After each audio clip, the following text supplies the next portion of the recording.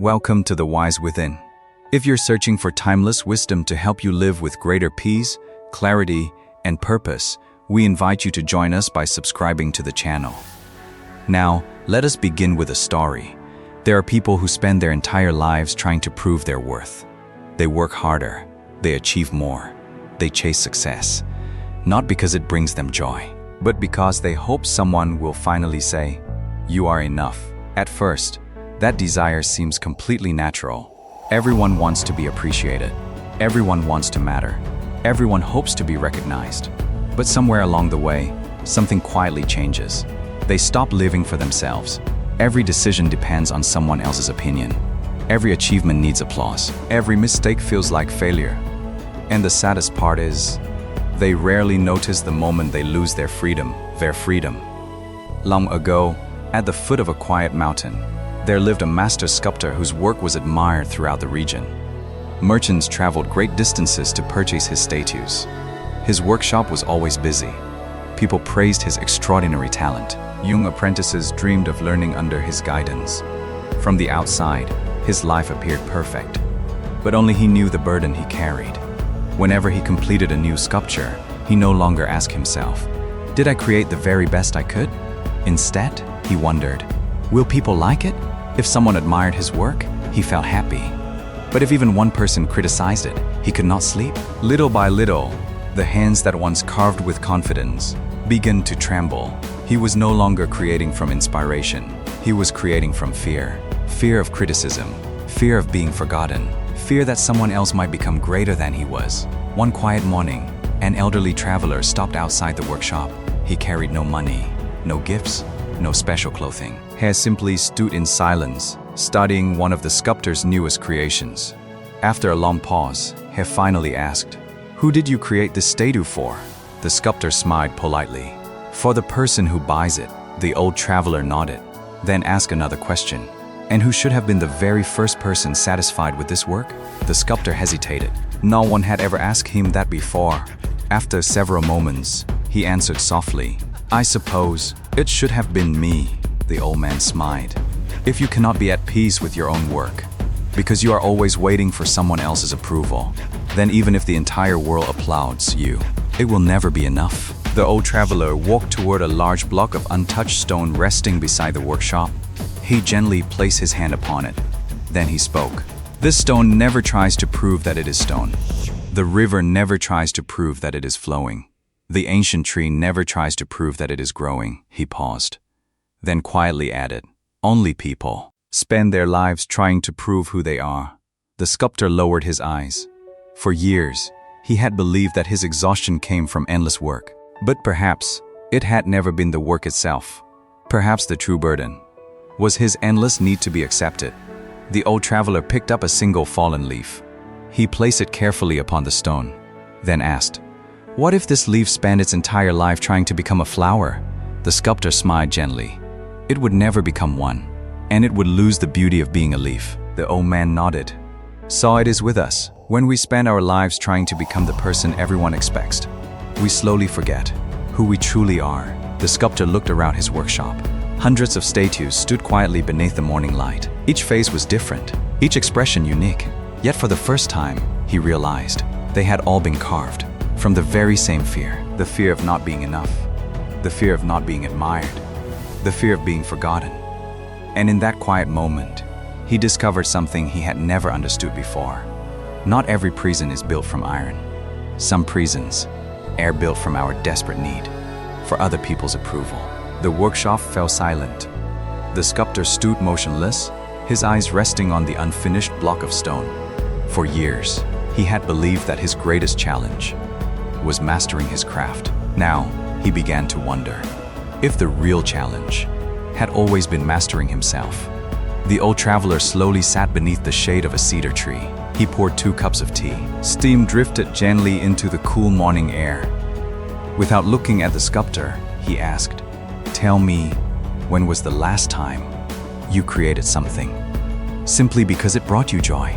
The sculptor searched his memory. Days became months. Months became years. He could remember deadlines. He could remember criticismers. He could remember praise.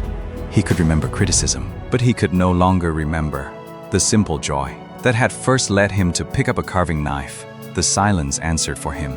The old traveler smiled gently. When joy leaves your work, fear quietly takes its place. He lifted one of the sculptor's chisels, the tool's chisels. The tool had been polished by years of careful use. It is strange, the old man said. The chisel has never asked whether it is the finest tool in the workshop. It simply does the work it was made to do. He placed it back on the table. Nature never competes. The sun does not race the moon. Spring does not envy autumn. The river does not hurry to reach the sea. Yet somehow, everything arrives, exactly where it belongs. The sculptor listened carefully. For the first time, he noticed how exhausted he had become, simply by trying to be seen. The old traveler looked toward the mountains. There is nothing wrong with wanting to improve yourself, he paused. But improvement and proving yourself are not the same journey. One is guided by purpose. The other is driven by fear. When you improve, your heart becomes lighter. When you constantly try to prove yourself, your heart becomes heavier. Learn to recognize the difference. The sculptor lowered his head. Tears slowly gathered in his eyes.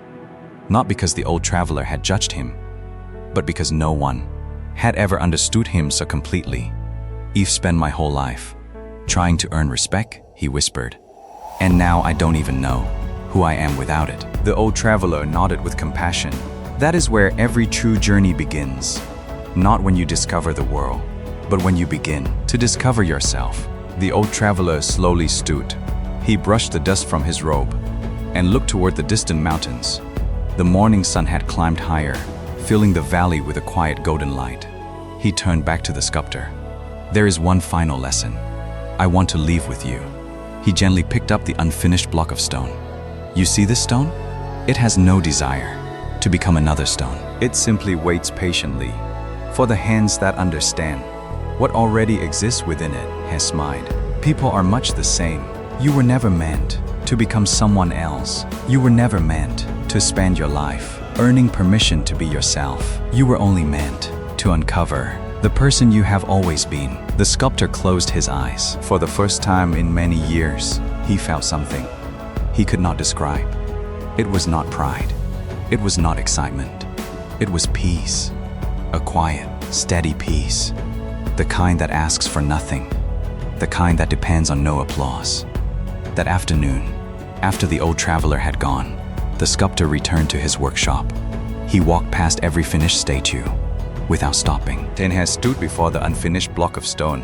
He picked up his chisel, but this time, he did not ask, "Will people admire this? Will people admire this?" He asked a different question. "If no one ever sees this sculpture, would I still be proud of creating it?" A gentle smile appeared on his face. For the first time in many years, the answer was yes. And with that single answer, the fear that had followed him for so long began to loosen its grip. Not all at once, but enough for him to breathe freely again. Years later, travelers would speak of a sculptor whose work possessed an unusual sense of peace. His statues were not the most elaborate. They were not the most expensive. Yet people often stood before them, longer than expected. No one could explain why. Perhaps because they had been carved by hands that no longer sought approval, but simply expressed what was true. Maybe that is the quiet lesson waiting for each of us. We spend so much of our lives trying to become enough for everyone else that we forget we were already enough. To begin growing, growth is not about removing. Growth is not about becoming someone new. It is about removing the fear, the pride, the comparison, and the expectations that hide who we truly are. The ancient masters understood this. They knew that the loudest person is not always the strongest. The most admired person is not always the happiest. And the one who constantly seeks approval rarely discovers lasting peace. Real confidence does not need witnesses. Real wisdom does not ask for applause. And a meaningful life is never measured by how many people notice you, but by how honestly you choose to live. Before you leave today, take a quiet moment to ask yourself one simple question. What part of my life am I living? Only to earn someone else's approval? You don't have to answer it today. But if you carry that question with you, it may quietly change the way you see yourself. If this story gave you something worth reflecting on, we invite you to all continue this journey with us. Here at The Wise Within, every story is an opportunity to slow down, to think deeply, and to become just a little wiser than yesterday. Thank you for spending this time with us. Until our next story, may you find the courage to stop proving who you are and simply become who you were always meant to be.